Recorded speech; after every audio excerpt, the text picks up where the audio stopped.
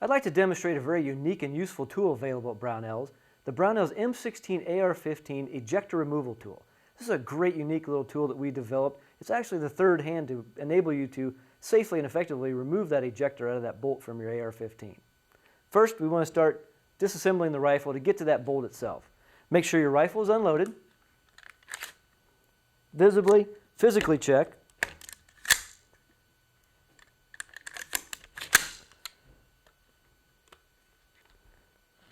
Take your two halves apart.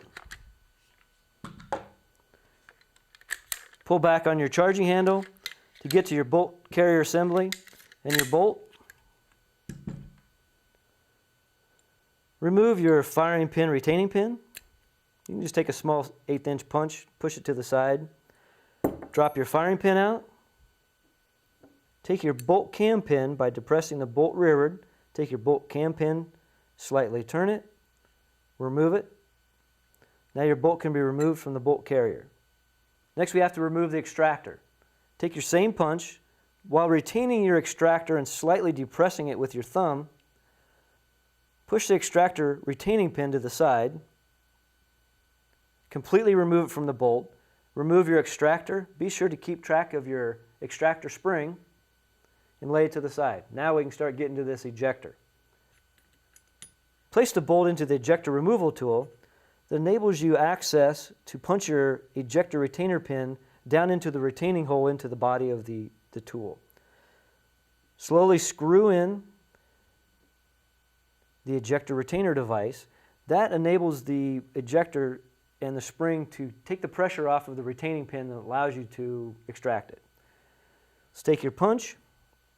A little 4-ounce hammer will do just fine. Lightly tap on the ejector retaining pin and slowly back out the screw. At that point, your ejector retainer pin is out. Take your ejector out. You can drop your spring out. If it doesn't want to come out by tapping, you can take that punch,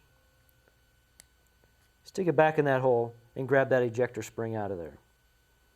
At this point, you can either inspect your ejector for replacement, or you can clean the inside of this ejector tube just to make sure there's no grit, anything that's going to hinder that ejector from operating properly. Once you've done that, you can reassemble. Start with your ejector spring. Next, your ejector. Make sure your ejector pin retainer is the slot in your ejector is lined up as you put it in your bolt so that it gives clearance for your retainer pin. Lay the bolt back into the fixture. Tighten your screw to depress the ejector spring. Now I like, once I've compressed the spring and the ejector back in the bolt body, I'll take my punch again, put it into the ejector pin retaining hole, and see if my ejector's lined up. It's not at this point. So I need to back this off a little bit.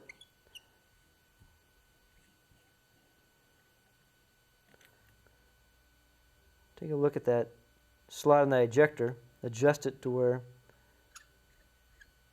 your pin's going to go in freely.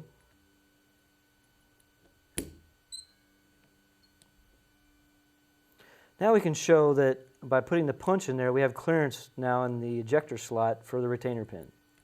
So now we're not going to damage the ejector or the ejector pin when we reinstall. Take your ejector retaining pin. Helps to have a nice little pair of needle nose to hold this.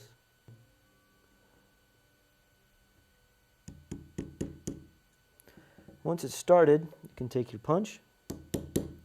Go slow. If you feel any resistance, that means there's something blocking it in there. Back it off and start over again. Pound your pin to where it's flush with the outer bolt body. At that point, release the tension on your ejector. Remove your bolt. Test it with your punch. Make sure it's freely moving by pushing the ejector spring in. You shouldn't feel any resistance in there other than the spring tension. Next, put your extractor spring assembly together.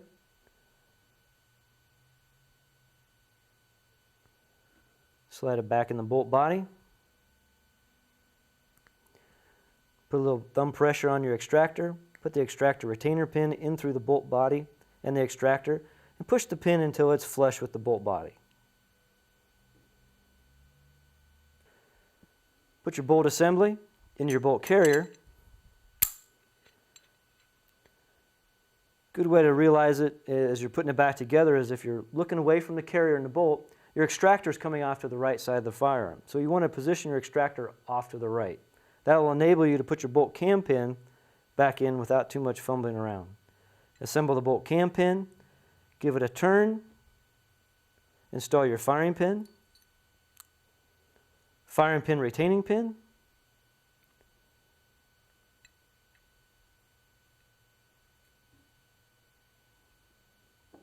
make sure your bolt moves easily through your carrier.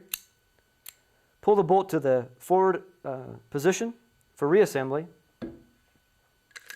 Pull your charging handle slightly to the rear. Bolt carrier, carrier key all lined up.